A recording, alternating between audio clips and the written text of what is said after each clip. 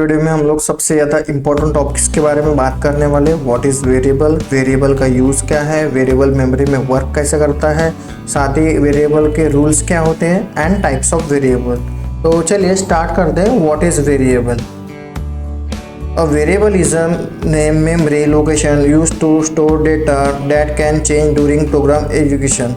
इसका मतलब क्या होता है? वेरिएबल एक ऐसा नाम होता है जो मेमोरी में डेटा को स्टोर करने के लिए इस्तेमाल किया जाता है। यानी वेरिएबल एक कंटेनर की तरह होता है जिसमें हम लोग डेटा को स्टोर कर सकते हैं या फिर डेटा को हम लोग रख सकते हैं। पर जो हमारा वेरिएबल होता है वो हमारा रैम एज अ वर्क करता है, मतलब रैम के साथ में वर्क करता है, random access memory.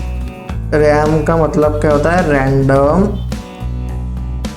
Access memory.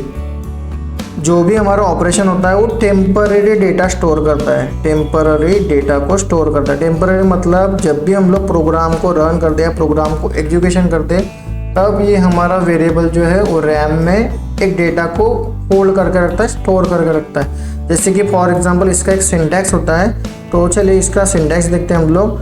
Data type and variable का नेम एंड वैल्यू। क्लियर है? तो इसका एग्जांपल भी मैंने यहाँ पे दिया, integer age is equal to 21। तो इंटीजर क्या है? हमारा डेटा टाइप। एज क्या है? हमारा वेरिएबल का नेम। वैल्यू क्या है? हमारा 21। तो एक हमारा कंटेनर बनेगा। कंटेनर मतलब कि इस टाइप का एक कंटेनर होगा जिसमें एक वैल्यू हम लोग स्टोर करेंगे।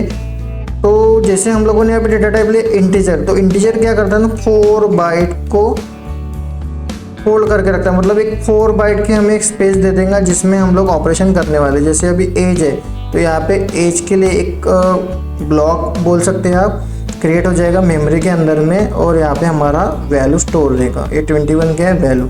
और इसका जो एड्रेस है, ये एड्रेस हमेशा चेंज होते रहेगा। तो ये कैसे क्या होता है इसके बारे में हम लोग जब पॉइंटर पढ़ेंगे तो डिटेल में आपको समझ में आएगा। तो आई होप आपको वेरिएबल के बारे में थोड़ा कंसेप्ट समझ में आया होगा। तो चलिए देखते कि इसका यूज़ कैसे क्या करते हैं मेमोरी में और सारी चीज़ें। तो why do we use variable, how variable work in memory. तो वेरिएबल की जैसे कि मैंने बात किया था कि वेरिएबल हम लोग स्टोर करने के लिए यूज़ करते हैं। उसके बाद में रीयूज़ द वैल्यू। अगर मुझे बार बार कुछ वैल्यू को प्रोग्राम में यूज़ करना है तो हम लोग क्या कर सकते हैं, उसको वेरिएबल के मदद से कॉल कर सकते हैं। Perform calculation and dynamic programs. अब डायनामिक प्रोग्राम का मैं आपको एक एग्जांपल दूंगा इसी वीडियो में। तो चलिए समझते हैं। यहाँ पे integer a is equal to 5 दिया है, integer b is equal to 10। तो इंटीजर a में हम लोगों ने क्या वैल्यू किया है? 5। इंटीजर b में हम लोगों ने क्या वैल्यू दिया? 10। तो इसके लिए भी एक मेमोरी अलोकेट हुई होंगी एंड देन सम में उसकी वैल्यू जो है एक्चुअल आउटपुट सम नाम के वेरिएबल में होल्ड करके रखा है, और हम लोग जब प्रिंट करेंगे तो हमें आउटपुट मिलेगा। क्लियर है? तो चलिए समझते कि how variable work in memory. तो जैसे यहाँ पे डायग्राम में आप देख पा रहे हो, integer age is equal to 25। अब एज के लिए इन्होंने कुछ 25 के लिए मतलब एक एड्रेस दिया है, और एड्रेस हमेशा चेंज होता रहेगा। अगर मैंने वेरिएबल दूसरा लिया हुआ है तो हमारा दूसरा वेरिएबल नेम क्या था? ए, और यहाँ पे बी। तो इसके लिए एक एड्रेस मिलेगा, इसके लिए कुछ एड्रेस मिलेगा, और ये हर बार चेंज होते रहेगा। और जो भी फाइनल आउटपुट रहेगा हम लोग काइम में होल्ड करके रखने वाले सम। तो आई होप आपको समझ में आया होगा ये सारी चीज़ें। और वेरिएबल जो भी होता है हमारा वो रैम एज अ वर्क करता है, मतलब रैंडम एक्सेस मेमोरी। इसका मतलब क्या होता है कि जब हम लोग प्रोग्राम को रन करते हैं तब हमारे मेमोरी में, मतलब हमारे कंप्यूटर में एक स्पेस बनती है, और उस पर्टिकुलर कंटेनर के अंदर में हम लोग वेरिएबल को स्टोर करके रखते हैं। क्लियर है दोस्तों? आई होप आपको समझ में आया होगा। तो चलिए हम लोग देखते हैं नेक्स्ट पॉइंट क्या है हमारा, rules for naming variable identifier. अब जब भी अगर हम लोग वेरिएबल की बात करते हैं तो वेरिएबल में डिक्लेरेशन के कुछ रूल्स होते हैं। तो चलिए इसके बारे में समझते हैं। तो variable name must start with a letter और अंडरस्कोर। मतलब वेरिएबल जब भी अगर आप स्टार्ट करोगे तो उसके लिए आप लोग क्या कर सकते हैं, एक तो अंडरस्कोर का यूज़ कर सकते हैं या फिर अल्फ़ाबेट, जैसे कि ABC जो भी है। तो जैसे मैं एग्जांपल दूँ, आप इस टाइप से कर सकते हो, ABC इज इक्वल टू 10। आप इस टाइप से कर सकते हो, इस टाइप से कर सकते हो, A23 इज इक्वल टू 15। लेकिन आप कोई भी स्पेशल सिंबल यूज नहीं कर सकते। जैसे अगर आपने ये कर दिया तो ये रॉन्ग है। अगर आपने कीवर्ड एज यूज किया हुआ है, जैसे यहाँ पे और दिया है can not start with digit, मतलब अगर आप ऐसे नहीं कर सकते, जीरो है, ये रॉन्ग है। क्लियर है, केस सेंसिटिव होता है। उसके बाद में नो स्पेस अलाउड और keyword can not be use variable name, मतलब आप इस टाइप से भी नहीं कर सकते इंटीजर इंटीजर, कोई भी कीवर्ड को आप लोग एज अ वेरिएबल नहीं दे सकते। जैसे कि इंटीजर हमारा कीवर्ड है, ऑलरेडी आप लोगों ने मेरे प्रीवियस वीडियो में देखा होगा कि कौन से कीवर्ड्स है 32। क्लियर है, आई होप आपको सारी चीजें समझ में है। तो वैलिड क्या होता है, इनवैलिड क्या होता है, ये भी आपको समझ में आया। और आप जब VS कोड में परफॉर्म करोगे तो आपको डायरेक्टली ही वो बता देता है कि आपने कुछ रॉन्ग किया है। क्लियर है, तो चलिए देखते हैं हम लोग डायनामिक कैलकुलेशन वेरिएबल का एग्जांपल, जो कि मैंने आपको बताया हुआ था कि हम लोग डायनामिक प्रोग्राम वेरिएबल के हेल्प से कैसे क्या कर सकते हैं। तो चलिए देखते हैं उसके बारे में। सबसे पहले आपको क्या करना है, डायनामिक नाम की एक फाइल क्रिएट करनी है। आप जाओगे VS कोड में एंड मैं क्या करूंगा, डायनामिक.c। जैसे मैंने डायनामिक.c बना दिया, अभी मुझे क्या करना है, हैश हेडर फाइल्स। तो हम लोग क्या करेंगे, हैश इंक्लूड stdio.h। क्लियर है, उसके बाद में हम लोग करते हैं इंटीजर मेन। अब चाहता हूं मैं कैलकुलेशन करूं, मतलब यूजर से इनपुट लो और कैलकुलेशन करूं। क्लियर है दोस्तों, तो सबसे पहले हमें क्या करना पड़ेगा, दो वेरिएबल डिक्लेरेशन करना पड़ेगा। तो मैं यहाँ पे करूंगा वेरिएबल डिक्लेरेशन। अब मुझे करना है डायनामिक ऑपरेशन। अगर मुझे स्टैटिक करना है तो मैं क्या कर सकता था, यहाँ पे integer a is equal to 5 और integer b is equal to 10, और डायरेक्टली मैं कर सकता हूँ sum is equal to a plus b, and directly हम लोग कर सकते हैं प्रिंट f, एंड जो भी सम है हमारा, sum is equal to %b, and यहाँ पे आपने सेमीकोलन दे दिया इसलिए वो एरर होता, एंड डायरेक्टली कॉमा देके सम। क्लियर है दोस्तों, तो इससे क्या होगा, मैं करता हूँ GCC और हमारा जो प्रोग्राम का नाम है डायनामिक.c, ठीक है, और बाय डिफॉल्ट हमारा ऑब्जेक्ट 15। तो अभी हमारा स्टैटिक है। हम क्या चाहते हैं, इसे डायनामिक बनाना चाहते हैं ताकि यूजर से इनपुट लेके हम लोग डायनामिक कैलकुलेशन कर सके। तो इसके लिए मैं क्या करूंगा, डायरेक्टली इसे वैल्यू असाइन नहीं करूंगा, एंड मैं directly integer a b is equal to, और ये ऑपरेशन वैसे रहना, यहाँ पे एक फंक्शन होता है स्कैनएप करूंगा मैं, और यहाँ पे मैं करूंगा %d, और उसका जो वेरिएबल है यहाँ पे मैं कर दूंगा %a। इसके पहले हम लोग एक स्टेटमेंट दे देंगे कि inter the a and b value, inter the a and b value. Clear है, इसके बारे में और डिटेल में हम लोग आगे देखेंगे। तो एक जनरली बस वेरिएबल का टॉपिक्स के ऊपर में डायनामिक कैसे क्या करते हैं। अब हमने दो वेरिएबल अगर हमें स्कैन करना है तो हमें क्या करना पड़ेगा, 2 बार %d एंड यहाँ पे %b। तो चलिए अभी इसका जो आउटपुट है हमें वो आते रहेगा एज अ डायनामिक। तो चलिए सबसे पहले हम लोग करेंगे GCC डायनामिक एंड a, तो inter the value of a and b। तो मैंने जैसे a की वैल्यू 10 दिया और b की वैल्यू 20, तो आंसर आएगा 30। मैं फिर से इसे करूंगा GCC एंड रन। अगर मैंने 20 दिया a की वैल्यू और b की वैल्यू 20, तो इसका आउटपुट जाएगा 40। तो आई होप आपको डायनामिक वेरिएबल के बारे में मतलब समझ आएगा कि हम लोग डायनामिक कैलकुलेशन करने के लिए हमें क्या करना पड़ता है, वेरिएबल की नीड है। ये हमारा मीनिंग था कि अगर मुझे कोई कैलकुलेशन परफॉर्म करना है या कोई भी अगर ऑपरेशन परफॉर्म करना है तो हमें वेरिएबल एज अ डिक्लेयर करना इम्पोर्टेंट है।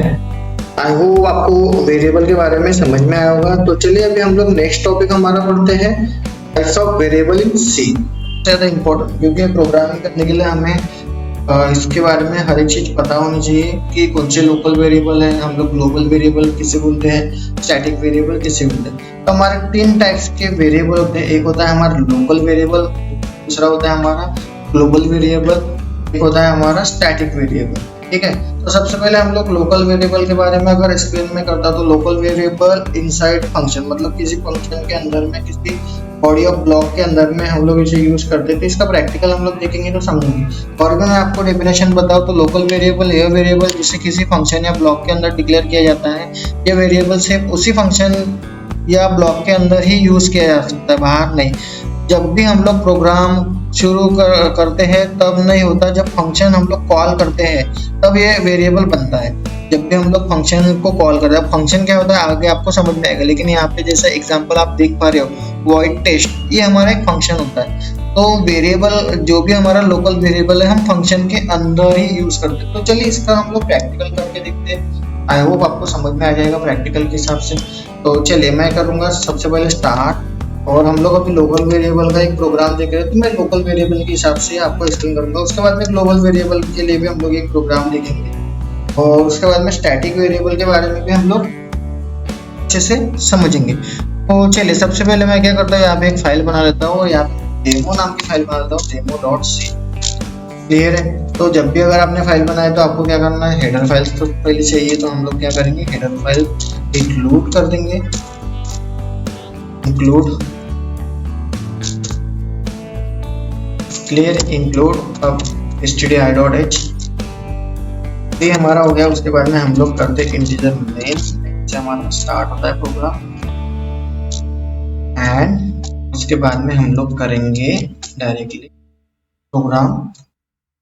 क्लियर है। तो ये हमारा बेसिक सिंटैक्स होता है, बेसिक से हमारा स्ट्रक्चर होता है, ये हमें लिखना ही पड़ता है। तो चलिए अभी हम लोग क्या लिख रहे हैं, हम लोग लिखने वाले हैं लोकल वेरिएबल। ठीक है, तो मैं यहाँ पे कमेंट में दे देता हूँ लोकल वेरिएबल, इसके बारे में हम लोग अभी पढ़ रहे हैं। तो लोकल वेरिएबल क्या होता है, किसी भी फंक्शन के अंदर, और हम लोग उसे वहीं भी यूज कर सकते हैं। तो चलिए मैं अगर आपको इसका एग्जांपल दूं, तो जैसा फॉर एग्जांपल मैं अभी फंक्शन बना रहा हूँ।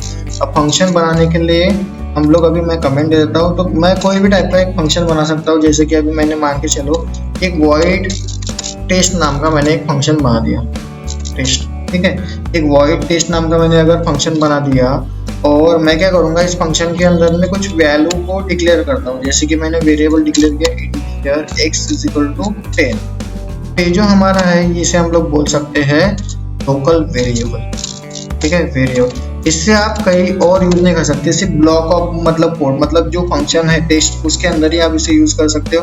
तो चलो मैं आपको दिखाता हूँ। प्रिंटफ अगर मैं करता हूँ, और यहाँ पे अगर हमें वैल्यू को दिखाना है तो x = मैं क्या करूँगा, इंटीजर है तो %d और कॉमा अगर मैं करता हूँ x, इसमें क्या आ जाएंगे, अभी x की वैल्यू आ जाएंगी। ठीक है, और मैं डायरेक्टली अगर इसे करता हूँ टेस्ट, अब जो हमने फंक्शन बनाया उसे हमें कॉल भी करना पड़ेगा। और इसका एक मैकेनिज्म क्या है, ये कब यूज होता है, जब हम फंक्शन को कॉल करते हैं। अभी मैंने क्या किया, यहाँ पे फंक्शन को कॉल किया हुआ है, मेन के अंदर में फंक्शन को क्या किया हुआ है, कॉलिंग, फंक्शन कॉल।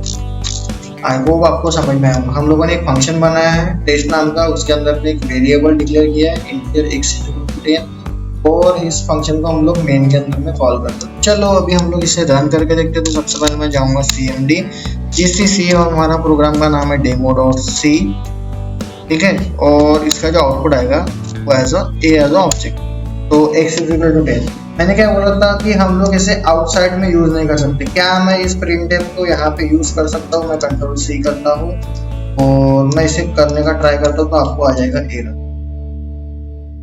देखो, क्योंकि ये आइडेंटिफायर नहीं कर पा रहा कि x कहाँ से आया है, क्योंकि हम लोगों ने इसे लोकल वेरिएबल एज किया हुआ है। तो आई होप आपको समझ में आया होगा। तो चलिए अभी हम लोग देखेंगे कि ग्लोबल वेरिएबल क्या होता है, ठीक है, और उसका भी हम लोग प्रोग्राम। तो मैं क्या करता हूँ, इस प्रोग्राम को कमेंट कर देता हूँ ताकि आप लोग फिर ग्लोबल वेरिएबल का भी एक अलग से प्रोग्राम देख सको। तो चलिए मैं पूरा का पूरा कोड को मैं कर रहा हूँ कमेंट, हम लोग आगे फिर देखेंगे। तो चलिए सबसे पहले हम लोग उसको वापस से थ्योरेटिकल पार्ट समझेंगे कि ग्लोबल वेरिएबल क्या होता है। ग्लोबल वेरिएबल ऐसा वेरिएबल होता है जो फंक्शन के हम लोग बाहर डिक्लेयर करते हैं, और इससे हम लोग कहीं भी एक्सेस कर सकते हैं, मतलब कहीं भी इसका यूज कर सकते हैं। और यह प्रोग्राम जब शुरू होता है जब मेमोरी में हम लोगों ने डिक्लेयर किया, मतलब ये प्रोग्राम शुरू होते ही मेमोरी में बन जाता है, मतलब जैसी मेन प्रोग्राम है तो चलिए हम लोग अभी देखेंगे कि ग्लोबल वेरिएबल क्या होता है। ग्लोबल वेरिएबल यह फंक्शन के बाहर डिक्लेयर किया जाता है, इसे प्रोग्राम के किसी भी फंक्शन में हम लोग इस्तेमाल कर सकते हैं। ये प्रोग्राम शुरू होते ही मेमोरी में बन जाता है, मतलब जैसे ही प्रोग्राम मेन का एग्जीक्यूशन स्टार्ट हुआ तो ये मेमोरी में बन जाता है। जब हमारा लोकल वेरिएबल ऐसा था कि हम लोग जब प्रोग्राम को मतलब फंक्शन को कॉल करते थे तब बनता था, लेकिन ये प्रोग्राम शुरू होते ही मेमोरी में एक स्पेस बना लेता है। तो आई होप आपको समझ में आया होगा। तो चलो, ग्लोबल वेरिएबल का सिंटैक्स होता है कि मतलब हम लोग फंक्शन के बाहर से डिक्लेयर करेंगे और कहीं पे भी एक्सेस कर सकते हैं। तो चलिए इसका वाला हम लोग अब एग्जांपल देखते हैं। तो सबसे पहले आप लोगों को क्या करना था, हैश, वही सेम हैश इंक्लूड और stdi.h, ठीक है। अब मैंने क्या किया ना, यहाँ पे मैं एक इंटीजर मेन नाम का फंक्शन मैं बना के रख देता हूँ। अब मैं ये जो वेरिएबल है इसे मैं कहीं पे भी एक्सेस कर सकता हूँ, जैसे कि for example integer a equal to मैंने कर लिया 10, क्लियर है। अब अगर मैं एक ही वैल्यू प्रिंट करूँ तो मैं इसे कहीं पे भी एक्सेस कर सकता हूँ, या फिर मैं चाहे तो फंक्शन के बाहर में भी इसे यूज कर सकता हूँ, जहाँ मुझे लगता है मैं वहाँ पे इसे यूज कर सकता हूँ। तो चलिए अभी मैं क्या करता हूँ, इसे प्रिंट करता हूँ, printf, और मैं करूँगा printf a is equal to, तो a की वैल्यू अगर मुझे स्टोर करनी है a is equal to %d, मैं चाहूँगा कि यहाँ पे a, और यहाँ पे मैंने कर दिया सेमीकोलन। तो क्या हम लोग a को एज अ प्रिंट कर सकते हैं? तो चलो gcc देखो a इज इक्वल टू 10, चाहे आप इससे यहाँ पे भी डिक्लेयर कर सकते हो, क्लियर। ग्लोबल वेरिएबल आप इसे मेन फंक्शन के बाहर भी डिक्लेयर कर सकते हो। तो आप इसे क्या कर सकते हो, ग्लोबल वेरिएबल क्या मैं अभी a को एक्सेस कर सकता हूँ? तो चलो मैंने कुछ टेक्स्ट अभी नया लिखा हुआ है तो मैं ऐसे ही कर लेता हूँ, न्यू a, ठीक है। कुछ भी हम लोग कर लेंगे ताकि आपको पता चले कि जो आउटपुट है हमारा चेंज हो चुका है। देखो यहाँ पे अभी हम लोगों ने इसे क्या किया है, ग्लोबल वेरिएबल, मतलब फंक्शन के बाहर में भी आप इसे यूज कर, क्लियर है। वो आपको ग्लोबल और लोकल वेरिएबल समझ में आया होगा। अब थर्ड नंबर का जो हमारा टाइप्स है वो होता है स्टैटिक वेरिएबल। तो चलिए अभी हम लोग स्टैटिक वेरिएबल के बारे में देखेंगे और इसका भी मैं प्रोग्राम लिखूंगा। तो इसे भी हम लोग क्या कर लेते हैं, सबसे पहले कमेंट कर लेते हैं, फिर हम लोग स्टैटिक प्रोग्राम को भी लिखेंगे। तो चलिए दोस्तों देखते हैं हम लोग कि हमारा स्टैटिक वेरिएबल क्या होता है। तो I hope local and global variable आपको समझ में आया होगा। तो स्टैटिक वेरिएबल के बारे में हम लोग सोचेंगे, देखेंगे। तो हमारा थर्ड नंबर का टाइप्स है स्टैटिक वेरिएबल। स्टैटिक वेरिएबल यह वेरिएबल होता है जिसे हम लोग स्टैटिक कीवर्ड के साथ में डिक्लेयर करते हैं। इसकी खास ये बात है कि अपनी वैल्यू को फंक्शन कॉल के बाद याद रखता है।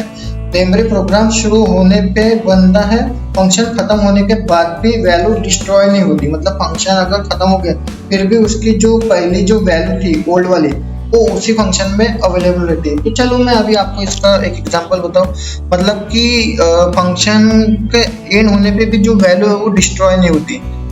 मान के चलिए, चलो मैं आपको एक एग्जांपल की तरह आपको समझाता हूँ, आपको समझ में आ जाएगा। तो अभी हम लोग देखने वाले स्टैटिक वेरिएबल। तो मैं स्टैटिक वेरिएबल के बारे में लिखता हूँ, स्टैटिक वेरिएबल। इसका मीनिंग ये होता है कि फंक्शन कॉल होने के बाद में भी फंक्शन की वैल्यू जो है वो डिस्ट्रॉय नहीं होती। तो चलिए के बारे में एग्जांपल देखते हैं। तो सबसे पहले मैं क्या करूंगा, यहाँ पे हैश इंक्लूड stdi.h, ठीक है। उसके बाद में मैं करता हूँ इंटीजर मेन,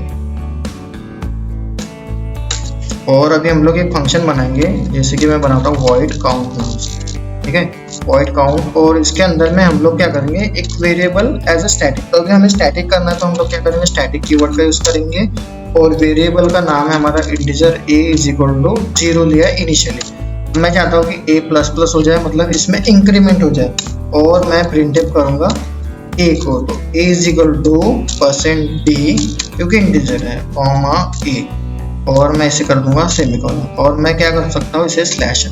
अब जब भी अगर मैं मेन फंक्शन में इसे कॉल करूंगा तो आपको जो वैल्यू आने वाली, मैं इसे प्रोग्राम को एंड करने के लिए रिटर्न 0 भी दे देता हूँ, रिटर्न 0, ठीक है। मैं क्या करूंगा, अभी मैं एक बार काउंट को कॉल करता हूँ, तो क्या आपके पास में क्या वैल्यू है, चलो देखिए। मैंने किया है जीसीसी डेमो। तो इनिशियली हमारे पास में वैल्यू क्या आ रही है, a इज इक्वल टू 1, मैं फिर से इसे कॉल कर सकता हूँ। मैं फिर से क्या करूँगा, एक काउंट और ऐड करता हूँ। हमारी जो प्रीवियस वैल्यू है ये स्टैटिक कीवर्ड की वजह से यहाँ पे रिजर्व रहती है, तो अभी हमारा आउटपुट कहेगा 1 और 2। तो चलो मैं जीसीसी डेमो करता हूँ और आंसर 1 और 2। क्या मैं फिर से इस बार इसे कॉल कर सकता हूँ? हाँ करो। तो जो भी प्रीवियस वैल्यू है वो उसमें अवेलेबल रहती है। तो मैं वापस इसे जीसीसी करूँगा और ये, तो आपको अभी वैल्यू जो आएंगी वो आएंगी 1 2 3। क्या अगर मैं स्टैटिक अगर मैंने इसे रिमूव कर दिया तो ये कौन सा वेरिएबल बन जाएगा? अगर मैंने इसे स्टैटिक कर लिया तो ये बन जाएगा लोकल वेरिएबल।